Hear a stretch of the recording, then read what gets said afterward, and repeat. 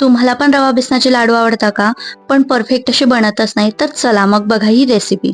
तर ना सगळ्यात अगोदर घेतलेले आहे 3 वाटी बेसन पीठ आणि समप्रमाणात रवा घेतला आहे 3 वाटी. तर हे प्रमाण तुम्हाला आवडीनुसार तुम्ही कमी जास्त करू शकतात, पण समप्रमाण घेतलं तर लाडू अतिशय छान आणि परफेक्ट बनतो. आणि इथे 6 वाटी पिठी साखर घेतली आहे. ही पिठी साखर ज्याला जसं आवडतं, गोड कमी जास्त त्या प्रमाणात तुम्ही घेऊ शकता. तर सगळ्यात अगोदर तूप टाकून ना रवा असा छान खमंग असा त्याचा कलर बदलेपर्यंत भाजून घेतला. मग घेतलं बेसन पीठ.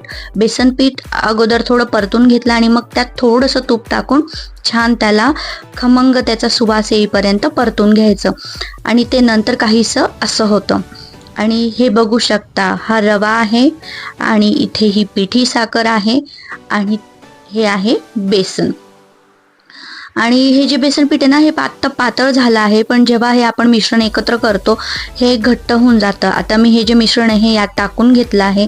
ते छान मिक्स करून घ्यायचं. रवा आणि हे बेसन पीठ जे आपण परतून घेतलं होतं ते छानपैकी असं घट्टसर असतं आणि ते एकजीव करून घ्यायचं. थोडं अशा प्रकारे ते होतं.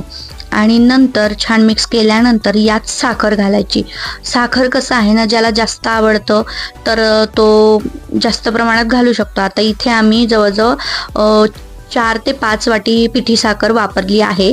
म्हणजे टोटल जे आहे 6 वाटी रवा आणि बेसन पीठ होतं आणि त्याला इथे आम्ही 5 वाटी साखर टाकलेली आहे.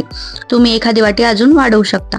आणि हे छान मिश्रण एकत्र करून घ्यायचं आणि एकत्र केल्यानंतर ना ते मिक्सरच्या भांड्यात टाकून फिरून घ्यायचं. म्हणजे ते छान एकजीव होतं आणि असा काहीसा तो गोळा बनत असतो. आणि नंतर हे बघा, हे असं मिश्रण ते बनतं सगळं एकजीव झाल्यानंतर. आणि तुम्हाला चवीसाठी त्यात थोडी वेलची तुम्ही घालू शकतात दळताना. आणि हे मिश्रण आहे, नंतर त्याला छान असं मळून घ्यायचं थोडंसं हातावर असं, कारण त्यानंतर ना लाडू असा छान गोलसर बनतो, छान त्याला असे तडे जात नाही. हे बघू शकता, असे लाडू वळून घ्यायचे.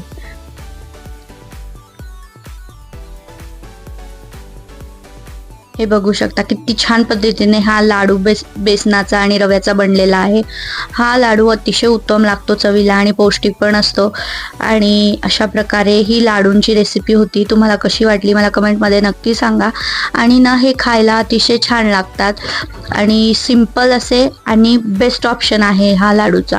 याच्यात तुम्ही ड्रायफ्रुट्स पण वापरू शकतात.